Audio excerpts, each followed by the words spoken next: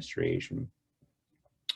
So, and obviously, we all know the events of the last week or so have been really the culmination, I would argue, of not just 4 years of the Trump presidency, but also trends in American politics that have gone on for generations. And I think that's where one of the things we want to consider, this idea of a changing America.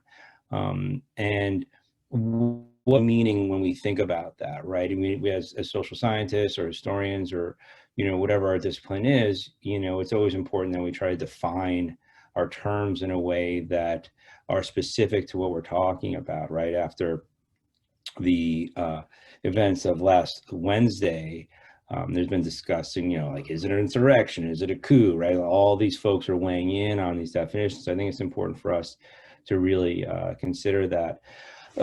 Because when we look at that with the changing America, I'm not so sure that it'll be interesting to see, because there are these themes, and I'm not so sure how much we're actually changing or we're actually just confronting who we are in a way. Roxane Gay, a great writer, wrote a piece in the New York Times last week about this very nature, about this very issue. So what I want to do is think about this not only in relation to what happened last week or so, but also speak about it in relation to the pandemic, as well as other policy issues and other factors that are affecting the United States, and think about it more globally. So how do we think about this in context, right? So we know yesterday that the House of Representatives voted to impeach President Trump for a second time. Now, we know the process, and, I don't know how, detailed folks know about the process, but what happens is the House of Representatives, there are two houses in Congress, and the second House of Representatives votes to impeach, and then the individual, in this case, President Trump, is tried in the Senate. So you can have a simple majority to impeach in the House, but in order to convict somebody of trial in the Senate, you need 2/3 of the senators to vote in favor of conviction. Now, yesterday, we had the quote unquote most bipartisan impeachment vote in American history as far as a president is concerned. And that is only with 10 folks from the other party joining the majority, or joining the other party. And that's, that's saying something in American politics when we have this historical two-party system where only 10 folks from the other party came over, and that is considered to be the most bipartisan impeachment vote of a president in American history. President Nixon is likely to have faced, probably would have faced the highest, but he resigned. So what does that mean exactly? And that's one of the things I want us to think about is, why is it only 10 folks came over in the light of these events? And then you look at the extent to which, the Senate, which current majority leader, Mitch McConnell, Republican, is not likely, or he said he doesn't want to start the hearing in the Senate at this point, thinks it would be too rushed, according to him. And then, so he's going to allow it for the incoming majority leader, Senator Schumer, the Democrats, when the Democrats take control of the Senate, to hold the hearing, the trial of President Trump. And, some would argue that the further this goes out and the delay, the less likely it is that you'll get enough Republican senators to come over to vote for conviction, depending on the evidence. So we have that. We have this two-party system, which over the last few years has been referred to as being polarized, right? But I think we can, there's another way to look at this as well. And we think about the rise of, when we think about polarization, we think about not only with elected officials and elites, but also we think about it amongst the electorate. But I think there, there's been the theory floated, and I think it's really illustrative to talk about it here, is this rise of political sectarianism in the United States. And this idea of political sectarianism is heightened, if you will, polarization, right? It's the othering of the other party.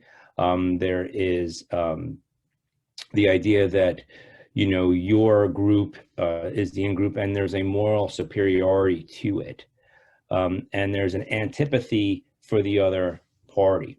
So what we've seen, and what that means is we've seen a rise in which people support their party, not so much because they like their party, but because they despise the other party.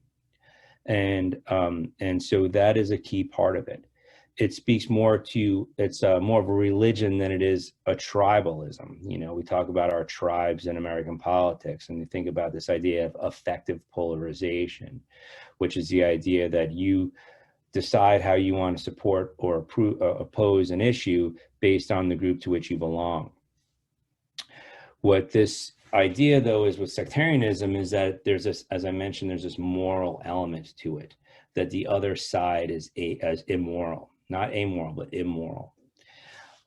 And we can talk about some of the causes that are associated with political sectarianism, such as issues relating to the role of the media, the changing party structures.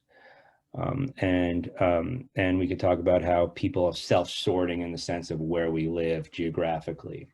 So these are all different factors that affect this idea. But I think what we're seeing here now, and if we want to think about this changing America in that context, is this rise of political sectarianism, which is more pronounced, as I said, version of polarization. And to what extent will that take hold not only amongst our elected officials, but amongst the population, and how we assess information, how we make certain decisions based on policies, positions, and how we go about our lives. So I think something like that is a key way to look at the American politics of today. And what does that mean? What are the repercussions of that in regards to policy, right? Well, we see some of it already in relation to the partisan, the way that the response to the pandemic has become very partisan. We could see it in response to, you know, President Trump's actions the other day, how it's become very partisan, if you will, where not 197 Republicans voted, you know, while some folks say that he, you know, they say he's responsible, they couldn't bring themselves to vote to impeach.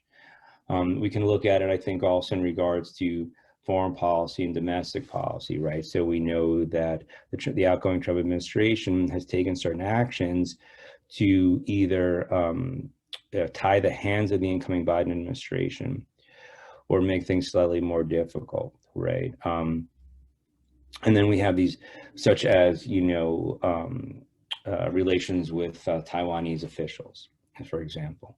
We see it happening right now with environmental policy. So almost setting things up for the next administration to either have to walk back on some of its policy pronouncements or open up avenues for criticism from the other party. And then obviously, you know, we see this happening more recently, and just the other day with Israel and Iran. So I think, you know, I just want to phrase some of these issues. I don't want to go into too much detail at this point, but just phrase, you know, just put out some of these ideas for us to consider and have a discussion. And I'd be more than happy to elaborate upon some of these things further, if you will. I just wanted to throw some of these things out there and see if you guys had any questions about more specifically what I mean by political sectarianism in our relation to our current politics, how we look at the Republican Party going forward, the Democratic Party going forward. What does that mean for policy in the Biden administration, whether it be domestic or international? And what does that mean for we, the people? Going forward, because we can, you know, because the response to the attacks on the Capitol is and what's the, you know, the autopsy, if you will, is very fluid, and we're finding out more and more information every day. And so, just wanted to get your thoughts and concerns about it, and then we can have a brief discussion about it, or a long discussion. I didn't want to speak for too long. I think I went about 10 minutes or so. So I wanted to provide that opportunity for us all to engage and discuss, because I think you guys have had a a week so far. This is Thursday, and you guys have been going since Monday. And I think it'd be interesting to see where, based on the other speakers and presenters, it'd be interesting to see your thoughts about how we kind of tie some of these things together. Great. Thank you so much for that great introduction, Dr. Silver. So as I mentioned, this one we're going to have a much longer Q&A session.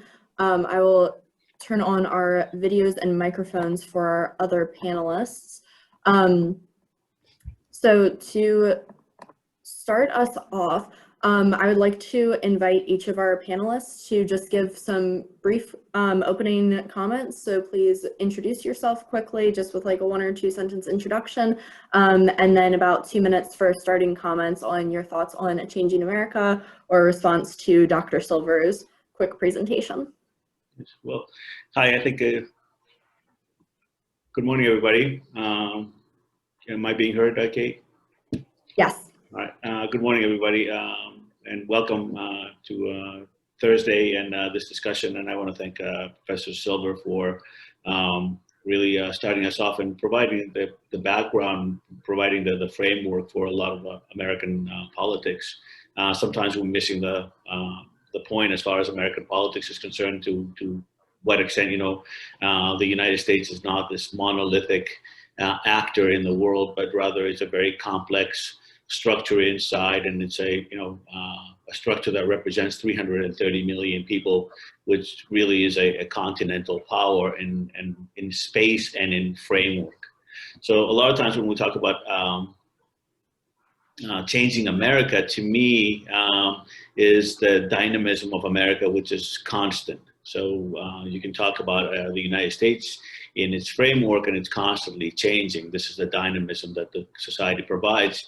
And when we take a sliver and we look at that and we think that this is just monumental or historical or this is happening for the very first time, but if you take a bird's eye view, you realize that this is constantly going on. So, we're looking at the events of last week, or we're looking at the pandemic, and we have such a short span of assessing, and we say, well, this is unprecedented. This has never happened before. And I often think that if we were in the 70s or living through the 60s or other decades, we would find those periods unprecedented. Or when we look at individuals, we see these individuals as being completely unprecedented. To me, the idea of changing America over the last couple of decades is a changing America as far as the scope of the United States as a superpower, because internationally, because that's the framework that I start out with, internationally, the United States has been this cornerstone architect in the international system that we reside in, especially since 1945, and in the Eastern Mediterranean since 1956. But even before, the U.S. has played a tremendous role. And we also had, in the last 25 or so years, we've had a United States that even played with this idea of hegemony and the consequences of that. So even if we frame our discussion in the changing America of the last quarter century, you're seeing that a United States that has really morphed into different roles depending on the role that it plays internationally. So what we are experiencing right now, for me, is sort of like a byproduct or a point in history that cannot be viewed just by itself, but has to be viewed within the placing of the last 30 years. It would have to be viewed within a United States after the watershed event of the fall of the Soviet Union.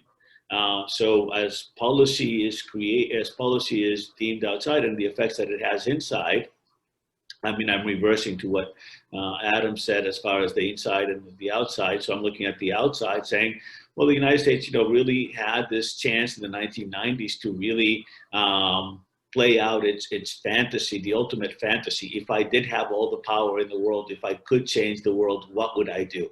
And we saw some of that even in the first Bush administration, Herbert Walker Bush, and 1,000 Points of Light, and even like carried out in this uncertain first term of the Clinton administration, where we saw, what would the new world order be? Remember Haiti and Somalia, and even event like Rwanda and the mistakes there, and so this is a period of uncertainty of a changing America, the role of institutions that the United States was a part of, like NATO, or the new institutions that were coming on, like WTO and others. So this period is, a period of transition. And then we have, like, I'd say in the next 8 years, in the second Clinton administration and the first Bush administration, where really theory becomes practice, or theory becomes praxis, to put it in some, socialist communist terms, where the United States really implements, the theoretical arguments that we had in the first half of the 1990s. The whole notion of, like, if we were to make democracy universal, if we were to deliver it at the barrel of a gun, if we were to create this democratic tsunami in the world, what would that be like? And we saw that. We saw that with the indispensable nation, and then we saw it with the implementation, in Iraq and Afghanistan. The United States, trying to, create this mission accomplished idea that President Bush delivers for us in 2004, in July of 2004.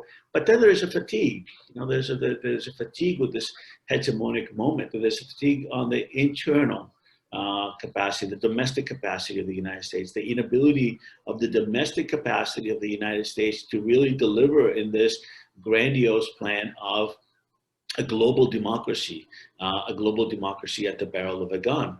And we have a switch, So for me, the Obama administration comes in at the point of fatigue of domestic actors, domestic elites who are not necessarily willing to take this challenge on, and the fatigue of society overall to pay in blood and treasure. So both the Obama presidency and the subsequent Trump presidency are presidencies of continuing question of, who are we? Where are we going as a society? Are we able to, or are we willing, more than able, are we willing to underwrite this grandiose idea unilaterally, or do we move it multilaterally?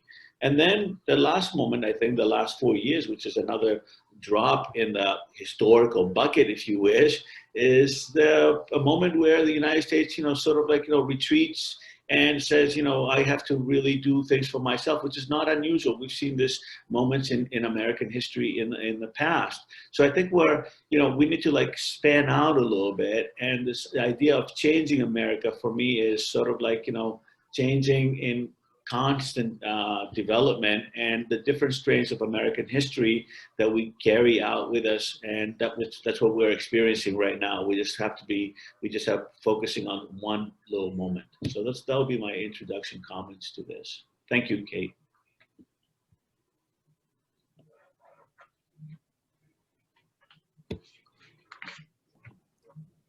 Okay, and then our other panelists can jump in with whoever would like to go next with their introduction and starting comments.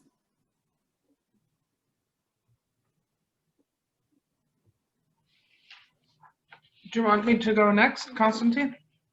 Okay. Okay, sure. So thank you to both of the speakers for setting the table, as it were. I'm going to offer just a few additional comments. I've been thinking a lot about how our topic of changing America relates to a changing Eastern Mediterranean and a fluid Eastern Mediterranean, and I think it's useful for us to think as comparativists here, and also as historians, as political scientists trained in comparative politics, but also as historians. Because I think what's very interesting is that about this moment in American history is that we're now deploying many of the same tools that we would use to study the Eastern Mediterranean in order to study the United States. So claims about American exceptionalism in every sense of the word, I think have really been broken down over certainly the last 4 years, but I would argue in a decades-long process whose most identifiable point of origin is the 1980s and 1980 and the election of Ronald Reagan. And what do I mean by that? I would say that over the last, since 1980, so what is that, 40 years, we have seen the emergence of certain kind of trends and features in American politics that we're accustomed to thinking about as features out there and part of the Eastern Med and other parts of the world, but now they're part of the United States. And Professor Silver mentioned I'll start with the first, the hyperpartisanship of American politics. This is not a function of the last 4 years. It's not even a function of the last 12 years. But I would submit it really began in the 1980s, and the poster child for the partisanization of American politics, if you're an Americanist, would be Newt Gingrich, former Speaker of the House, Republican Speaker of the House, Newt Gingrich, who was very active and proud of the partisanization of politics, and led things like government shutdowns, et cetera, that unfortunately in your lifetime you've now become accustomed to. The second point I would say for your consideration is the hyper-financialization of American politics. And again, that's something that we're used to thinking about outside, but the separation of political elites and the political process from financial elites. And I would urge you to think about the Glass-Steagall Act, which was passed in 1933, and that was a legislative act that separated commercial and investment banking, and also established the FDIC, the Federal Depositors Insurance Corporation, both of which were, comprised a vast regulatory structure that were aimed at ensuring stability in the U.S. financial system, and that were also ensured in separating finance from politics. The Glass-Steagall Act was in fact repealed in 1999 by President Bill Clinton in a legislative move that many would have normally associated with the Republican Party, but as you know, he was a Democratic president. Most serious financial analysts, including former Nobel Prize winner Joseph Stiglitz, acknowledge and emphasize that the abolition of the Glass-Steagall Act was the immediate harbinger of the 2008 financial collapse. And indeed, I remember working as an international banker during those years, and everyone with whom I worked predicted exactly that. If Glass-Steagall were abolished, there would be a US and global financial crisis, and indeed that happened. Now, why is the financialization of American politics important, and how does it relate to partisanization? Well, in two ways. First of all, it's meant that American politics have become captured by a tutelary institution, and that tutelary institution is known, in common parlance as Wall Street. And we're used to talking about tutelary institutions in other parts of the world, whether they're economic, military, or religious in nature. Here in the United States, we've seen the growth, without much comment, of a tutelary institution, and that is financial elites in the country. I would submit to you that in the last week, with the suspension of President Trump's Twitter and all other social media accounts, something that has given all of us, I think, cause for, depending on where you sit, either relief and happiness, or anger and aggravation. I would look at it from a different perspective. The decisions that were made to suspend his social media accounts are by enormous, unregulated global technology firms who now act as tutelary institutions over American politics. So the emergence of tutelary institutions, through technology and finance, the hyperpartisanship of politics in America has led us ever more to the emergence of indicators of a hybrid political regime in the United States. And it's very concerning. And then finally, I would add a note from the late President Dwight Eisenhower, and who in his 1961 presidential speech, the end of his presidential term in January 1961, gave what is now known as the famous Iron Triangle speech, in which he warned against the triangle uniting the military, industry, and government, the military-industrial complex and government, in an iron triangle that would be a danger to American democracy. And we've seen that emerge, and certainly in terms of our foreign policy choices, and I'll get to that now, and I hope, can I take 2 more minutes? Is that okay? Okay, if we think about the change, final point I forgot, the emergence of identity politics and the deployment of identity politics by both parties in the United States in a reflexive, instrumentalized way. And again, Professor Silver touched on this in his comments, but I'd like to, make the point even more sharply, if for no other reason than purposes of conversation. But the emergence of identity politics, whether it's race, ethnicity, gender, these have been deployed actively, and I would argue for the destruction of the social cohesion of the United States of America, both by the Republican Party and the Democratic Party. They use these reflexively against one another. And as someone who studies the Eastern Med and works on the Balkans as well, there's a kind of eerie familiarity to the politicization of identity by both parties in this country. It looks like Yugoslavia in the late 1980s, early 1990s, and we all know how that ended up in the 90s. So the key question I would submit for all of you is, in thinking about the US and the Eastern Med and the US today, is whether American democracy demonstrates something that's been quite extraordinary, and in this regard perhaps is exceptional about American politics, and that has been the ability to reconfigure and rebalance. In other words, to demonstrate a kind of internal resilience. That's a real question, and I think the ugly events this past week at the Capitol, although I would say not unpredictable if we were thinking in these historicized comparative terms, still shocking nonetheless. Shocking for those of us who have worked in government and for all of us who are citizens. I think offer an opportunity for critical self-reflection and political maturity. And that will help us to measure and hopefully to see and witness a kind of resilience in American politics. This has all been linked, I would say, to a change in America's global role over the same time period. And I would say a shift towards a muscular, militarized, securitized foreign policy. It began in the 80s, but it came into full force, ironically, in the post-Cold War period in the early 90s, and has been aggravated and expanded ever since.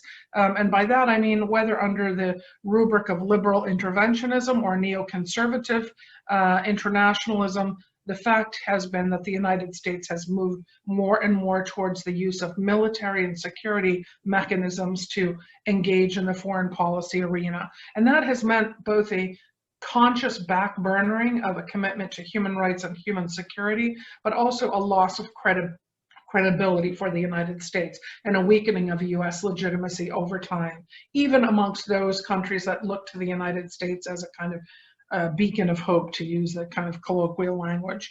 And so there we've seen almost a bipartisan embrace for that shift in that direction. And I would urge you to read people like Andrew Bacevich, who writes extensively on this and has been warning about the implications for American democracy and global security in terms of this shift. And then finally, the other piece of US foreign policy that connects to our domestic policy has been, as in the US, a bipartisan elite embrace of a neoliberal economic model that has ignored the huge class cleavages that's created in this country, the exportation of that and the globalization of that, so that we've seen, and again, Nobel Prize winners in economics have emphasized this, the creation of a global class system of elites and all others, and in particular, a globalized underclass. Now, the capacity of America, again, to exercise its own self-criticism when it comes to America's role in all of this, and a return instead to America's commitments to its human rights, support for human rights and human security, as opposed to militarized state security, will also contribute to America's re-legitimation in international and global politics. But these are connected, the foreign policy and the domestic policy. And I think the pandemic and what's happened most recently with our elections in the US comprise a critical juncture in American political history, and as a consequence in global political history, and certainly for the US. But as good historians and good comparative politics analysts, if you think in these terms, I offer this breakfast food for thought to you. Okay, thank you. And then Constantine, would you like to offer your thoughts?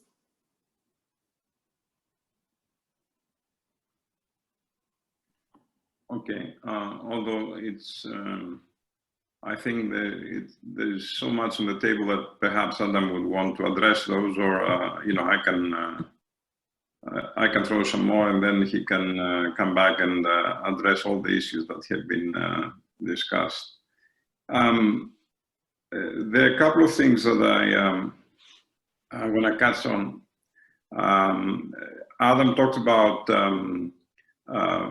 the evolution of certain characteristics of the American society, and the fact that what we are witnessing right now is not a rupture, rather, but a result of a continuous process and a continuous evolution. And to that, I think I will agree. And the question that is being raised here is whether Trump is the product of those changes, or is he himself the agent of change, or is he both? And the second point that I want to make is that there are particular characteristics that evolve over time, and I think Elizabeth alluded to some of those characteristics. The first has to do with increasing inequalities as a result of the abandonment of the policies of New Deal and the adoption of neoliberal politics, neoliberal economic politics that go as back as the Reagan government. The second being the systemic phenomenon of racism that has been dormant, but it's still there, and it was still there, and we see that resurfacing with a vengeance. The other characteristic is the slow evolution of both parties, particularly the Republican Party, but also the Democratic Party. And perhaps Adam would want to touch upon those things. Finally, I would say the instrumentalization of identity politics by both parties. I think Elizabeth mentioned that also. Both parties instrumentalize and weaponize identity. But those characteristics, I think, become exacerbated by the fact that we are in the midst of a process of sweeping changes, sweeping global changes. And by those, I mean the effects of globalization, the effects of the technological revolution, the effects of the migration movements, the fatigue on the part of the American society with continuous foreign entanglements that Elizabeth talked about and defined as the militarization of US foreign policy, and also the end of the Cold War. I think those structural sweeping changes have an effect of exacerbating all these characteristics that we've referred to. Now, the interesting thing about Trump is that I think he's the accelerator of those changes, in the sense that what he's trying to do instinctively or by design, Kissinger said the famous dictum that Trump may be the agent of changes that he doesn't even understand. But besides that, I think that he's accelerating those changes. And by that I mean that if we accept the definition of Benedict Anderson of the nation being an imaginary community, I think he's trying to readdress the question of and redefine this imagined community in terms that have to do with ethnopopulism, conservatism, and racism. He redefines this imaginary community with sectarian politics. I couldn't but agree with you more, that he uses sectarian politics to redefine and build another imaginary community along the lines of ethnopopulism, conservatism, and racism. And he uses the tools of internet and social media to bring this virtual community together, and with the instruments of meta-truth to actually lead them in his quote-unquote revolution. So here we see a difference with the past, in the sense that what is occurring in the American society and American politics is occurring with terms of zero-sum game, exclusion and dominance, rather than non-zero-sum game, inclusion and tolerance. So I think in that sense, Trump is accelerating all those changes, being on the helm at a very opportune moment, when all these changes that are occurring under the surface allow him to bring about those changes. So the question is, my questions to you are three, actually. If you would care to account for the evolution of the political parties, and whether this is a reflection of what is happening in society, and especially the Republican Party. Secondly, whether these changes are irreversible. And thirdly, whether we can talk about reuniting this imaginary community in terms that we witnessed in the past history. Thank you all for those wonderful starting comments. I think that's given us a lot to think about. And with that, I want to dive into our first question. So our first question comes from Nicholas, and he asks, well, first comments, thank you very much for your input, Dr. Silver. My question is about the phenomenon of Trumpism and its influence within the US and across the world. Do you think that Trumpism will be an enduring ideology that will continue to dominate the US politics and inspire and strengthen a certain type of leaders across the world? And Dr. Silver, I'll of course invite you to respond to this question first, since it was directed towards you. And then if anyone else would like to respond to those comments, you're welcome to do so. I'd also like to look at this question through a couple of frameworks, with one being how this is going to impact leaders across the world, as of course was framed in there, but also if we look at it through this concept of, is Trump an agent of change or a product of change? What does that mean for the framework of Trumpism moving forward, as far as like to what extent it could be ephemeral, or how it's going to really continue to be indicative of a changing America? Okay, so, all right, so I just want to make sure I just don't jump in. So, well, thank you all very much for the comments, and yeah, I've given me a lot to respond to and think about, and I will, in answering Nicholas's question, I think I'll also respond to some of the points that the other panelists have raised.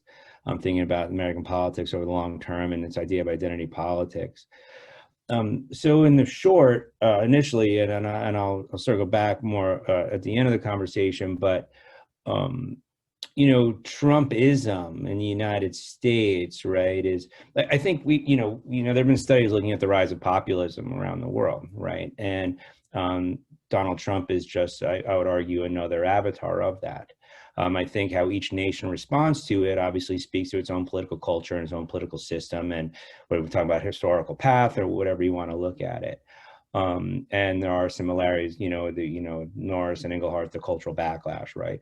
So I think, and this speaks to this idea of identity politics. So in the United States, and there are a couple of things I would ask us to think about. Stephen Skronik, and I really subscribe to this theory. I think it makes a lot of sense. When he looks at the presidency of the United States, he argues that there are different regime types. And so, each successive president is either affiliated with that regime, right? Let's think about the New Deal regime ushered in by Franklin Roosevelt, right? And then each successive president is either affiliated with that regime, like say Harry Truman or John F. Kennedy, or they're not affiliated with that regime, like Eisenhower or Nixon, let's say. And then the question is the extent to which the regime's policies are still alive and effective.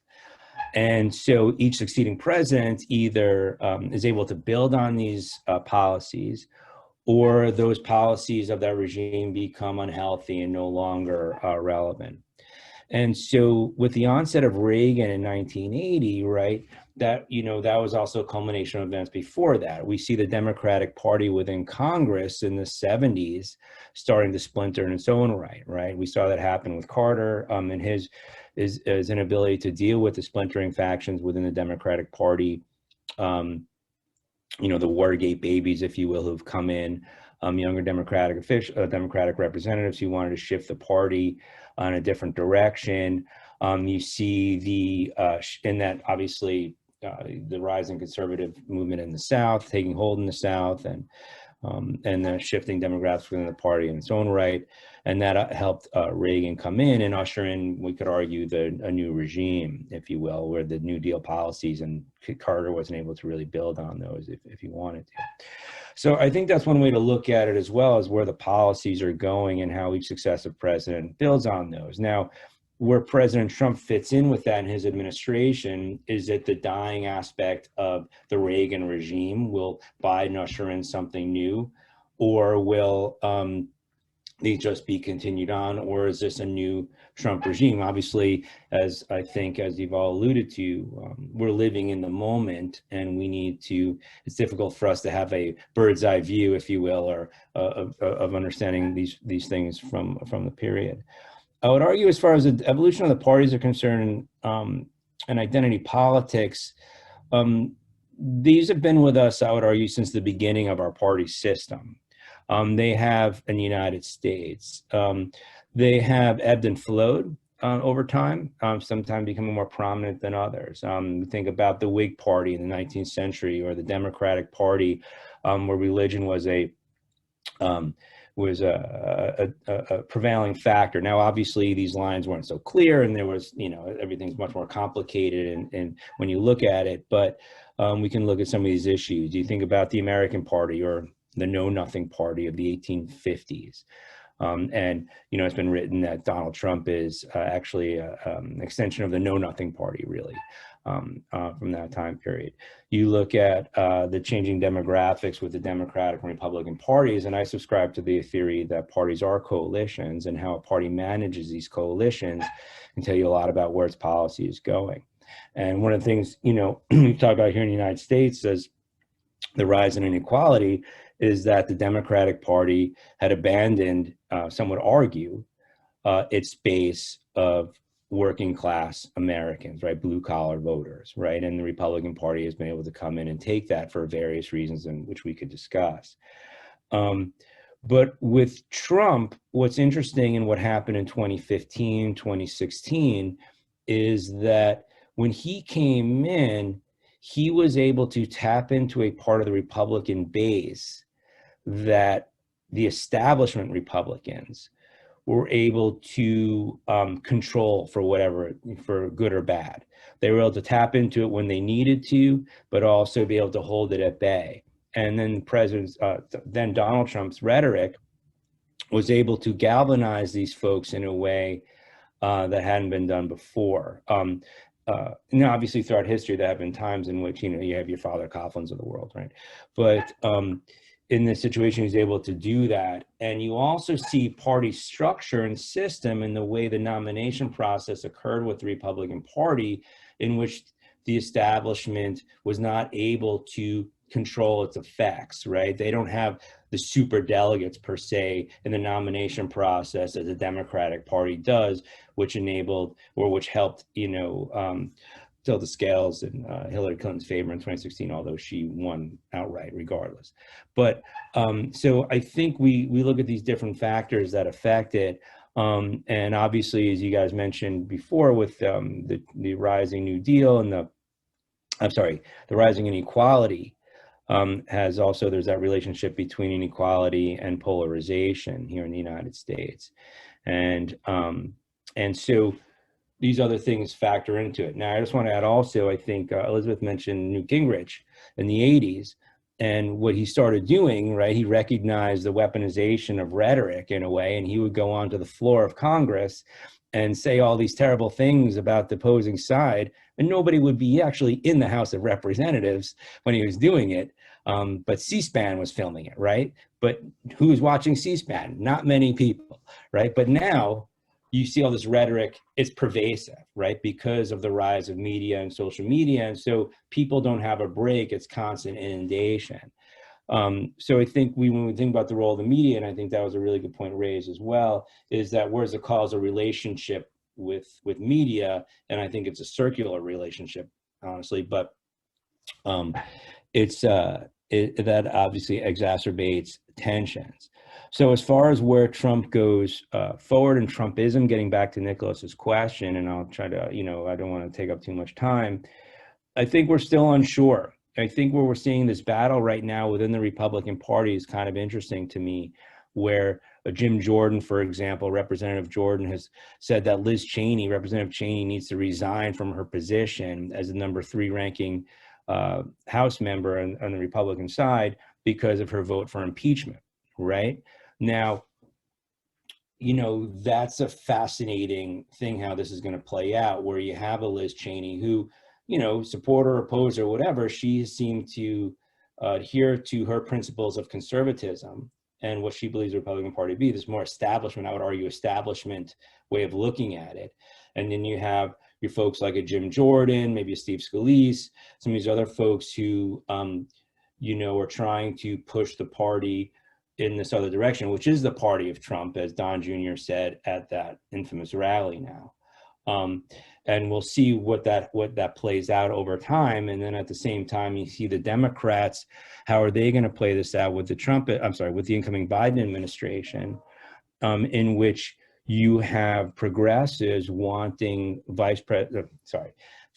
President-elect Biden to take action through executive order, because they might not want to go through the legislative process per se, because they might not be able to get it through. And so you see how that factors into it. And then obviously you have a person like Senator Manchin, who's this pivotal senator, the pivot vote, if you will, in the Senate now, and so amongst the Democrats. So where this goes, these are strains that have been a part of American politics forever. You see it happening. You see the issue of race has been a prevailing theme really throughout the founding of the United States. And we saw it, on full display on Wednesday and last Wednesday, and you see it obviously how we respond to our politics going forward, and what this means for Trumpism. And it all depends on how the parties respond and what they do. Now, internationally, obviously, I think you guys can all speak to this probably obviously more effectively than I. But one of the things I notice is that, and this is going to be a big change, is that the United States can't be trusted, right? In the sense that they could be trusted in a way before about interests and stuff like that. But now you have a country that is unstable in a way that hasn't been before, I would argue, in the modern times anyway.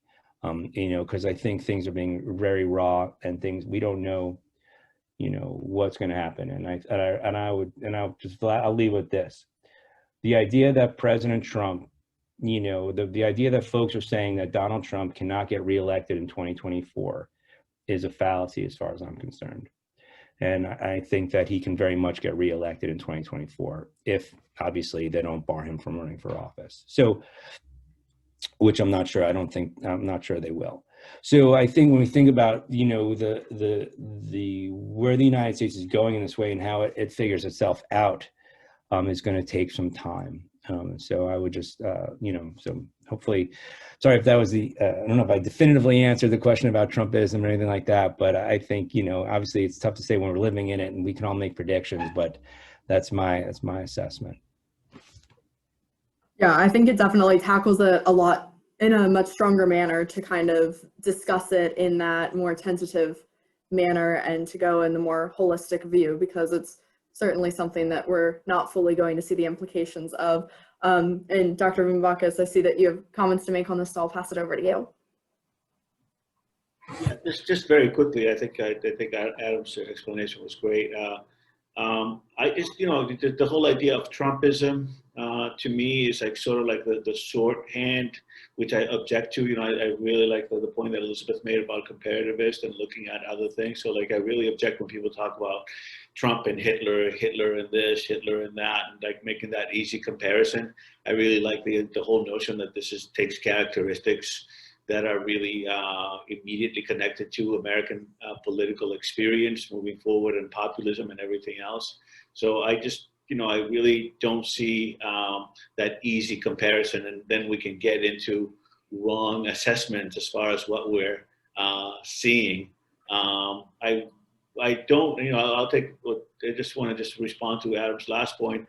I don't necessarily see like, President Trump running for office again, and I could just be completely wrong. I think he becomes sort of like this pole of attraction within the Republican Party in some ways that makes him a lot more effective than really running for office. So that's just my take on my 2 cents on this. Thank you. Maybe is it okay if I say a few words? Sure. Of course. Yeah. I believe that everybody is really in the right track about policies.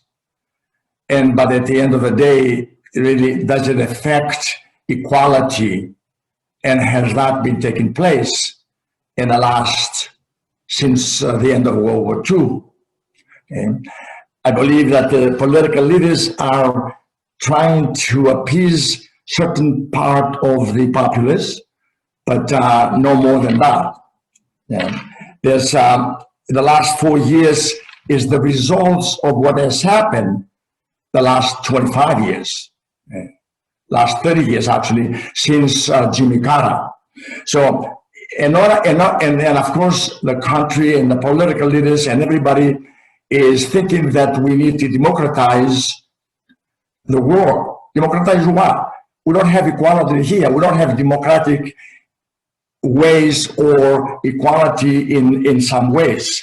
And there are few things that the elected officials have to pay the political price to look at and see how that can be remedied. One is really they have to mandate that the citizens and the young people serve their country for a year or two, and in exchange there's a free education for that. And if you have 20, 30 million young people to serve the country, you can be able to do many things that they are not done now. Okay? The second part is really the citizens have to pay the price, but then the government has to look at the education itself, not only the young people mandating that you finish high school, but there has to be more than that. And civics has to be one of that part. Then a continuous education is a must. When you have a nation, a society, a planet that is evolving continuously in technology and in many ways, you need to have a continuous education. And so when you have unemployed people, you can very well educate those people and pay their unemployment and their wages until they find a job. So a continuous education is a must, and the same people that they're unemployed, including the national service young people, can be the teachers to these young, to the continuous education, adult education. Taxation is one of the most uneven and inequality of all. When you have people that they have made a lot of money, and good luck, and is very important to them and to their employees, but they hoard their money in a trust and they give it to whoever they want, and no one, and the receiver pays no taxes on it. But if a regular, an ordinary citizen is trying to save money for their children's education or for their retirement, they have to pay taxes. Now, that's not an equal way of doing things. So that has to be taken care of it. The other part is the healthcare. Yes, Obama tried the healthcare and nationalize it or governize it, but that is not going to work unless, again, you have the employers participate into the healthcare, including the employees and the receivers of the healthcare in some ways. So really, in order to be able to ask the world in a democratic way, in an equal way, not in the point of the gun, to democratize, you need to take care of your home, your house first. And that's one of the things that I see as an employer, trying to take care of 500 people working with me, rather than trying to change a policy here and there. Democrats or Republicans have failed the system, and continuously. In fact, after World War II was the GI Bill for education, but they had served the country.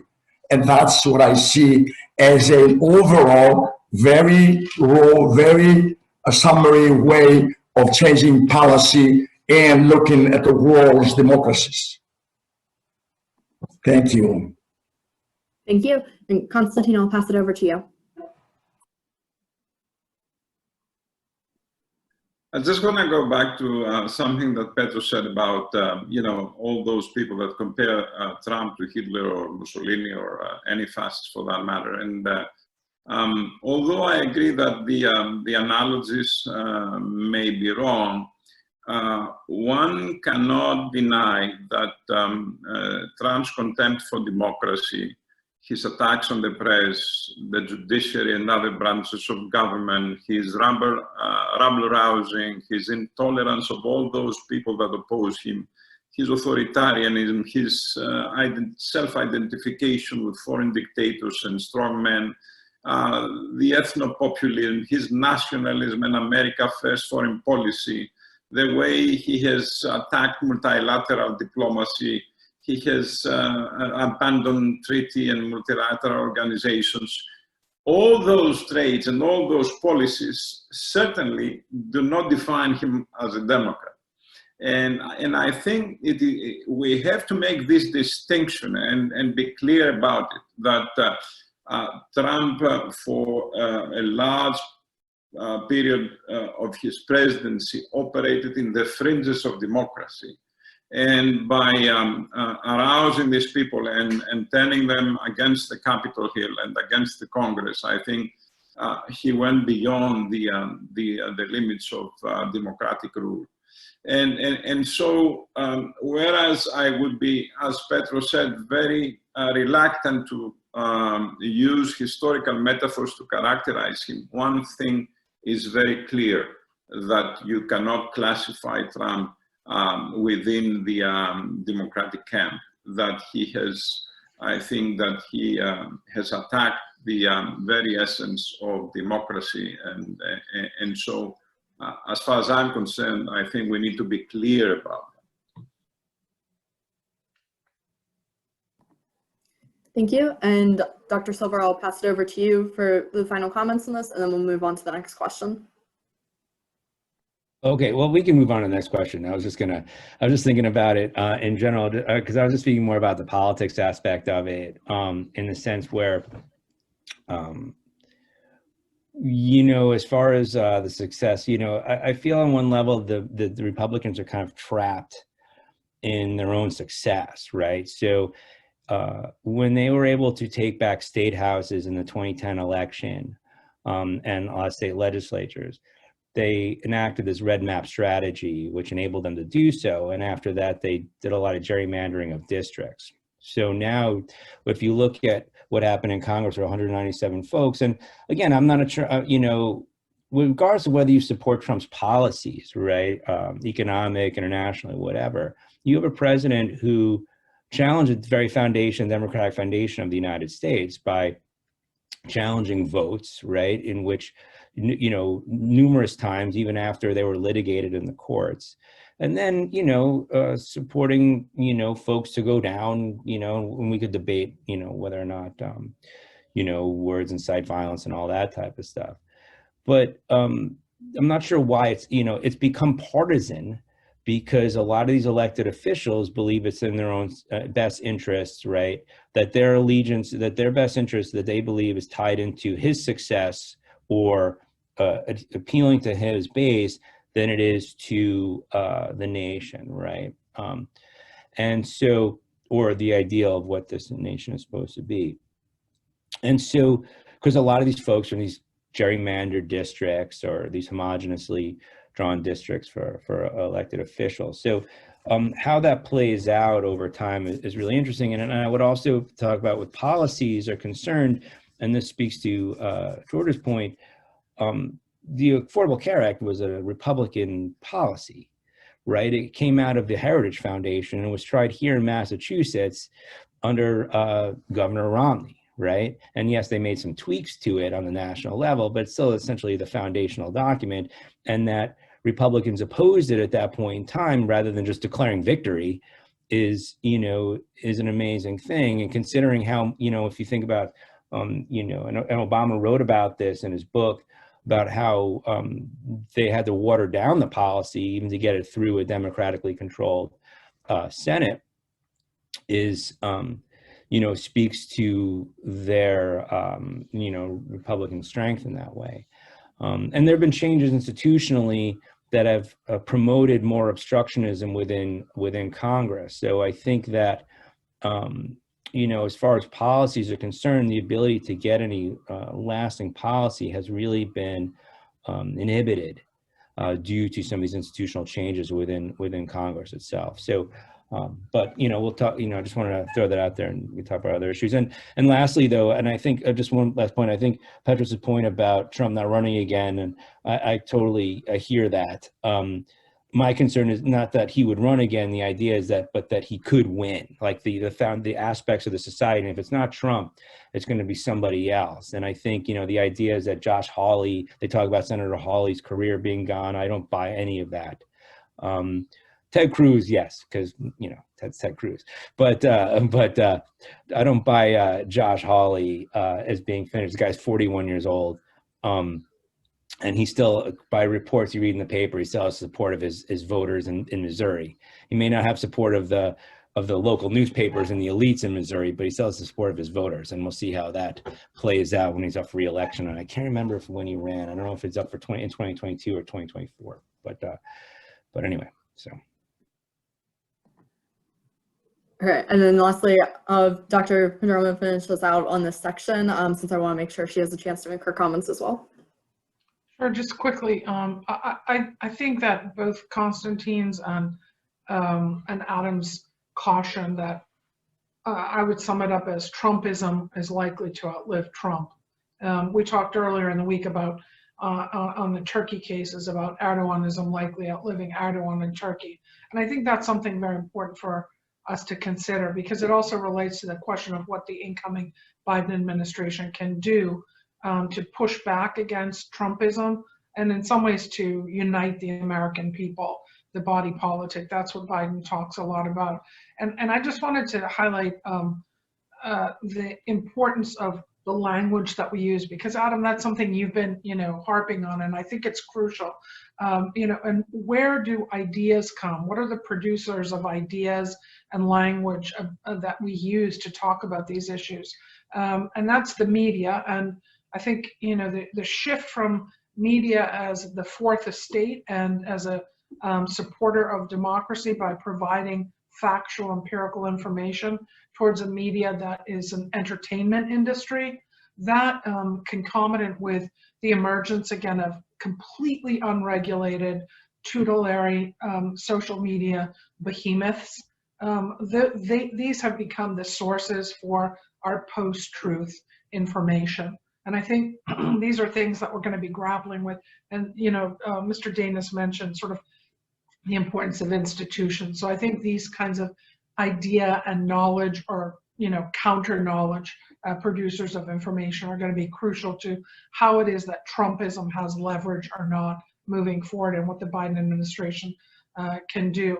And then two very practical issues, I think, the de-weaponization of American society and the demilitarization of America's security architecture are going to be crucial to letting some tension out of this balloon that has been growing. And we saw a small burst this week, but it could be far worse. And then finally, historically, the Biden administration making it clear that these are not new things, as you said, Adam. These are the most recent expression of long-standing historical trends in the United States. And I would call attention to two fantastic books for students who are listening. Will Herbert's Protestant Catholic Jew, a sociologist who wrote the book in the 1960s, who talked about the expansion of what it means to be American in religious terms. No longer must you be Protestant, but you can now be Roman Catholic or Jew. That was the argument of his book. The implicit reality then is that America was an exclusivist nation before its broadening, and so the most recent expressions of anti-Islam, anti-Muslim, these have deeper roots in America for other populations. And so thinking historically doesn't in any way minimize what is being done now, but it helps to recognize that these things have happened before, and the United States, both as in terms of its politics and society, have been able to overcome it. And Sam Huntington's book in 2005 that was completely under the radar, Who Are We? Challenges to America's National Identity, in which he basically advocated for closing of borders. These are books that help us to understand that the current realities are ones we've dealt with before. The question is, do we have the political maturity and the institutional capacity to deal with them now? Okay, thank you all for your input on this robust discussion. So as I'm looking at the questions that we have coming in, which I just want to thank our audience for being so engaged in this. Most of them I think we've kind of skirted around in this discussion, but there are 2 points regarding the recent political unrest that I really want to make sure we address directly. So the first thing, we've got a question regarding Black Lives Matter and one regarding QAnon. And the first thing with this question on the Black Lives Matter movement, I just wanted to offer some quick context for this for our viewers from outside the United States. So the Black Lives Matter movement, while it gained a lot of traction this year, actually started back in 2013 with the death of Trayvon Martin, who was killed by George Zimmerman, who claimed to be acting in self-defense when he shot and killed a Black teenager. He was acquitted, which then led to protests about the systemic injustice against Black people in the United States. This movement then continued throughout 2014 with the death of Michael Brown in Ferguson, Missouri, 2015 with the death of Freddie Gray in Baltimore, and then in 2020 we saw this resurgence with the death of George Floyd and Breonna Taylor, where it really gained a lot more traction within the United States and then within the international community to be able to get more media attention. So that's where, even though it certainly gained more traction in 2020, it does have a historical context where it was created back in 2013. So I just wanted to offer that context out there as we move into talking about this one. So this first question that we have on this is, last year we witnessed the active movement Black Lives Matter, and a few days ago we saw American citizens try to break into the Capitol. According to these facts, we can distinguish strong divisions inside the American society. In your opinion, how is the new president going to face these challenges, and how is he going to reunite the American people?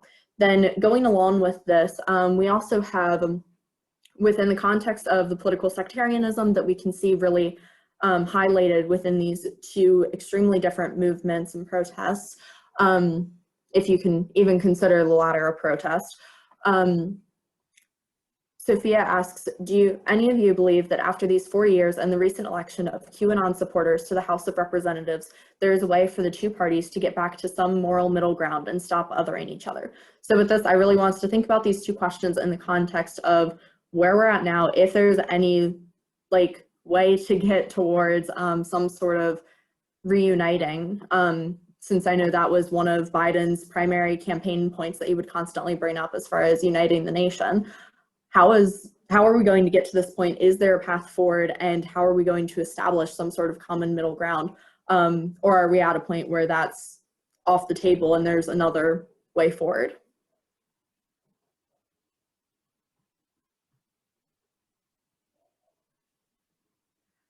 Dr. Boumakis?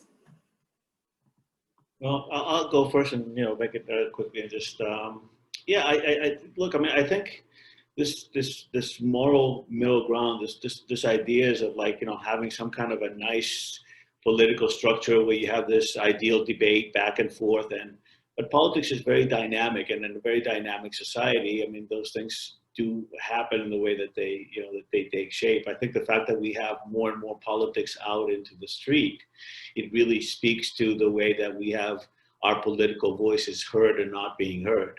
I think this is an indication that the more we move to protest and the more we move to the street, the more the other modes of political participation are not necessarily satisfactory, or they're not grabbing a large part of the population. So we're having this whole notion of like, how those democratic structures are not necessarily fulfilling their role, they're not playing to their role of political engagement. So what we're seeing is more and more political movements within the societies that are not necessarily able to be represented, or a society that's opening up due to its economics and it's due to its social and political aspects. And even like the last points that were made by Elizabeth, as far as the changing United States from the 1950s, that it becomes more inclusive, more open, and it becomes, that sounds good on one end, but it really creates all kinds of other issues as far as who speaks and how they speak and who has a right to speak. So what we're seeing is, a more dynamic expression of our politics, and that more dynamic expression of our politics is not necessarily guided by the rules of engagement or the rules of like some kind of a compromise that we will see within a legislative or a parliamentary process, right? It's not necessarily everybody engaged in this way. And I think the points that Mr. Danis was making earlier, as far as civic engagement, as far as civil service, as far as giving to, this is like there's a social contract that everybody has bought in, but now the whole idea of the social contract is being rewritten, and there are new people that are coming in to sit down at the table of signing the social contract, that was signed some time ago. So even if you tie it into Huntington's "Who Are We?", that's a major question, because who are we are not just like white landowning males, or who are we are not just people of color, or who are we are not just women who, we've enlarged this whole process institutionally in this country at the tail end of movements, at the tail end of civil war and civil unrest. So the who are we changes, and that who are we that changes, the dynamism also like changes as well. So I think what we're seeing right now is that we are seeing all those other issues that are filtering in our society. We're also seeing the effects of an open society. We're having this sort of like lively conversation, if you wish, so we have this process in the streets because we are an open society, and we are, so it's up to us then to maintain, not to go to the extreme point of violence, because violence is an extension of politics in some ways, right? So like to bring it back, how do we bring it back to a parliamentary structure? So my thought is the more we move politics to the street, the less democratic the politics are.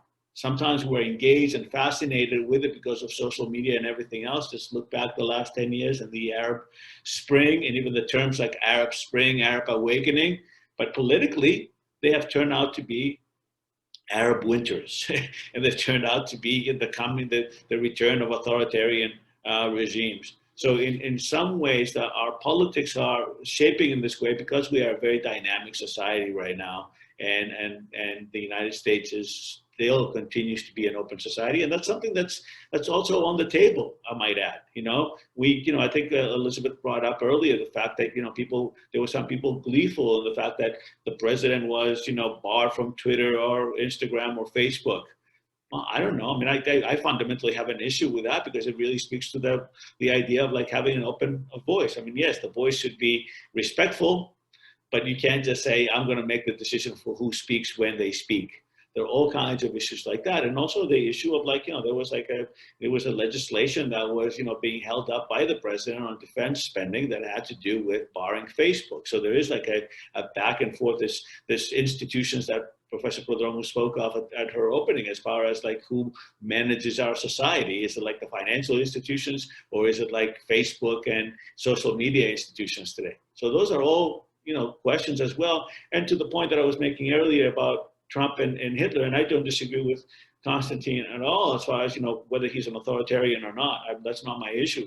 My issue is the oversimplification, and this whole fascination with Trump has not allowed us to look at the wider spectrum of issues that are coming into this. So it's not about Trump and not Trump, but it's about like what the processes that make a Trump possible. Thank you.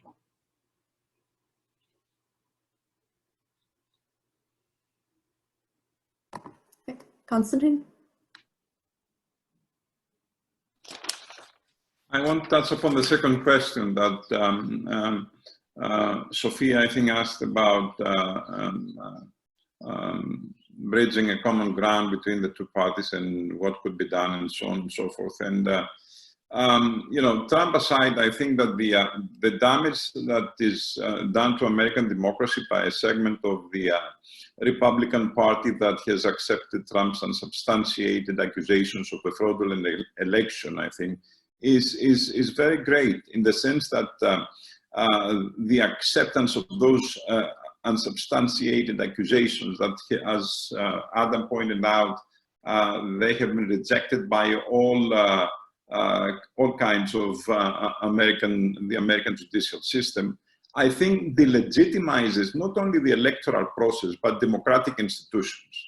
And I think it opens the window of history for authoritarianism. And since Elizabeth talked about comparative politics, let me give you a historical parallel from another country. In 1961, in my country, in Greece, one party accused the other party that had won the election for the election being fraudulent, and declared an unrelenting struggle against the result of the election. The resemblance and the rhetoric has a very eerie resemblance. They came up with all kinds of accusations that were unsubstantiated about the elections and so on and so forth. The next thing you knew, democracy had become so delegitimized that the window of opportunity opened up in 1967, and you had the installation of military dictatorship. So with all caution about the historical particularities of two different cultures and two different countries, my caution is that the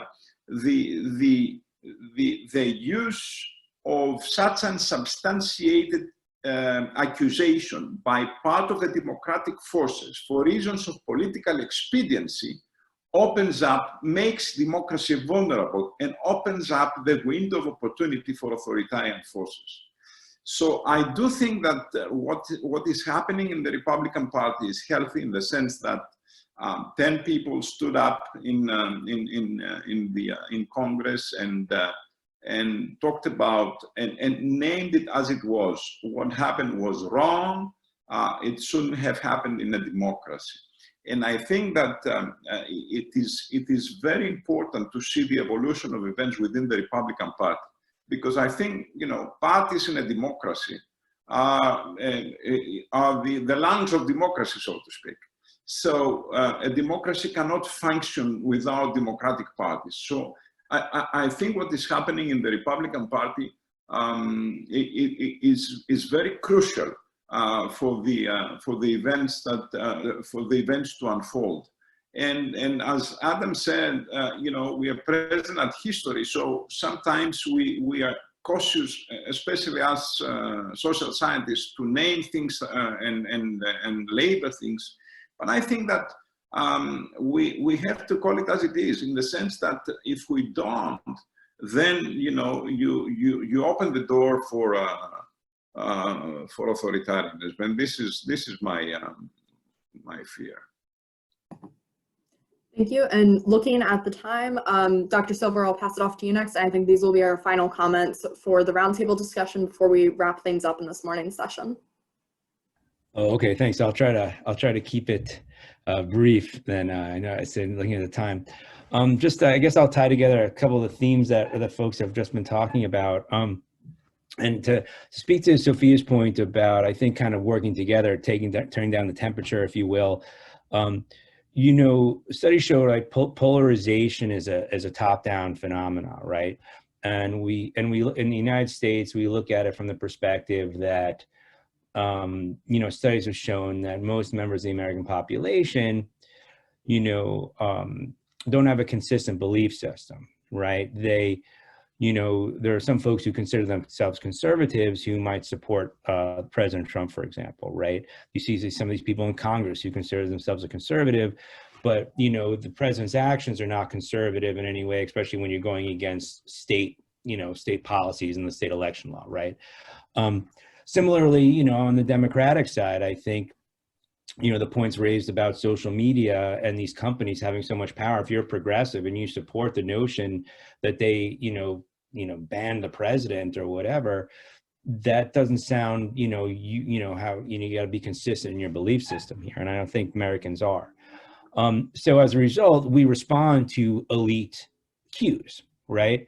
So if members of Congress, you know, like that's the thing too. If members of Congress push back on the president initially, if Senator McConnell came out and pushed back on the president initially about the election results and challenging the election, I don't think we would be in this position. What happened is it allowed these fringe elements to be emboldened, and then it filtered out through the rest of those supporters.